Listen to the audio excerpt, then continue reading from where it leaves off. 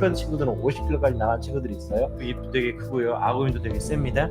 이 친구들은 정말 위험할 수 있어요.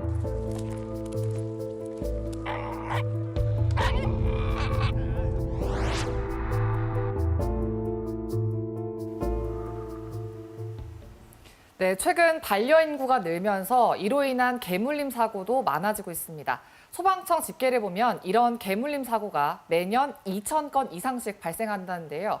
사건과 법, 오늘은 반복되고 있는 개물림 사고에 대해 이종환 변호사와 이야기 나눠보겠습니다. 네, 얼마 전에 한 남성이 강아지와 산책 중에 맹견에게 물린 일이 있었다고요. 네, 지난달 저녁 6시경 가평의 한 공원에서 발생한 일입니다. 한 남성이 강아지와 산책을 하고 있었는데 갑자기 목줄과 입마개도 하지 않은 맹견이 달려와서 해당 남성과 강아지를 공격한 것입니다. 네. 해당 맹견은 로트와일러라는 견종이었는데요. 순식간에 달려와서 강아지의 배를 물었고요. 남성은 맹견을 제지하려다가 오히려 손과 얼굴을 물렸습니다. 무려 10바늘을 꿰매야 할 정도로 크게 다쳤다고 하는데요. 남성은 강아지를 보호하기 위해 차에 갔다 왔는데 그 순간 맹견과 개 주인이 사라진 상황이었다고 합니다. 그러니까 자칫 더 큰 사고로 이어질 수 있었을 것 같은데 당시에 또 개 주인이 도망가서 논란이 됐잖아요. 도망갔던 개 주인의 입장은 나왔습니까? 네, 논란이 가열되자 그 맹견 주인은 뒤늦게 경찰에 스스로 연락해서 조사받겠다고 하였습니다. 주인의 입장은 집에서 나올 때는 입마개와 목줄을 했었는데 한적한 곳에서 잠시 풀었다가 이 사고가 났다는 것입니다. 그리고 사건 발생 후 도주를 한 것이 아니고 본인이 상황을 수습하다 보니 피해자가 자연스럽게 자리를 뜬 것이다라고 설명했습니다.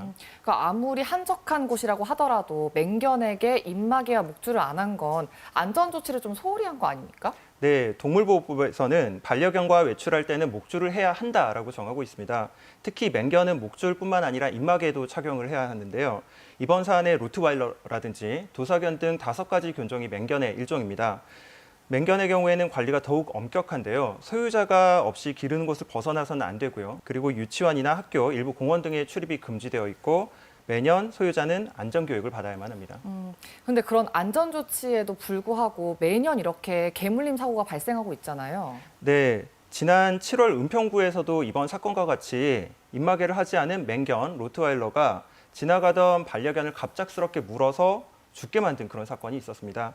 주인들은 이를 말렸는데도 로트와일러의 힘을 당해내질 못했고요. 오히려 주인들이 다치는 그런 상황이 벌어졌다고 합니다. 네.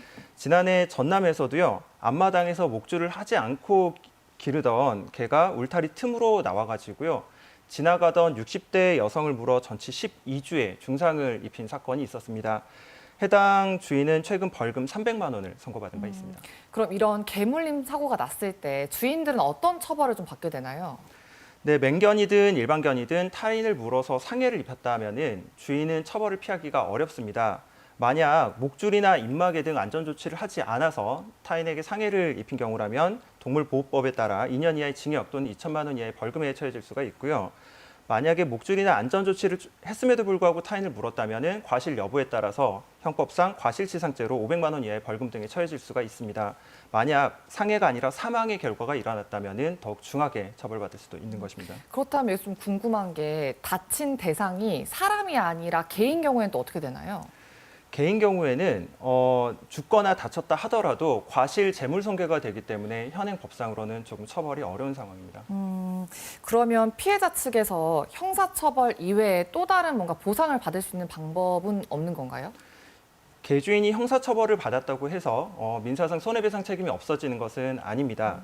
개주인은 피해자의 치료비, 그리고 일을 하지 못해서 발생한 손해, 그리고 위자료까지 모두 배상해야 할 의무가 있습니다. 네.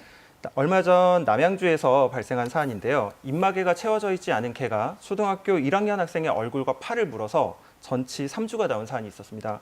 법원은 향후 치료비를 포함해서 치료비 2,300만 원, 그리고 위자료 3천만 원 해서 총 5,300만 원을 배상하라는 판결을 내렸습니다. 앞으로도 반려인구가 점점 더 많아질 것 같은데 그러면 이제 강아지와 사람이 함께 공존하는 방법을 찾아야 할 것 같은데요. 개물림 사고가 일어나지 않기 위한 근본적인 방지 대책 있을까요? 119에 접수되는 개물림 사고가 하루에 평균 6건이라고 하는데 신고되지 않은 건수를 고려하면 이보다 훨씬 더 많은 사고가 일어나고 있다는 얘기일 것 같습니다. 이에 정부도 올 2월부터는 맹견 책임보험 가입 의무화를 실시하고 있고 그리고 개주인 교육도 강화하고 있습니다. 이에 더해 사람이나 다른 동물에게 3회 이상 상해를 입힌 동물 같은 경우에는 안락사까지 할 수 있는 삼진아웃 제도를 논의 중에 있습니다. 더불어 외국 같은 경우에는 맹견 반입 자체를 금지하는 나라도 있고요. 법원의 허가를 받아야 키울 수 있는 그런 식으로 견주들에게 엄격한 책임을 요구하고 있습니다. 무엇보다도 이런 제도적 강화도 필요한데 견주들이 스스로가 우리 개는 안 물어요가 아닌 모든 개는 물 수 있다라는 생각으로 타인의 안전을 좀 책임지는 태도가 필요하지 않나 생각합니다. 네, 정말 세상에 나쁜 개는 없지만 위험한 개는 있는 것 같습니다. 견주들의 조금 더 책임 있는 의식이 필요할 것 같네요. 오늘 이야기 여기까지 듣겠습니다. 고맙습니다.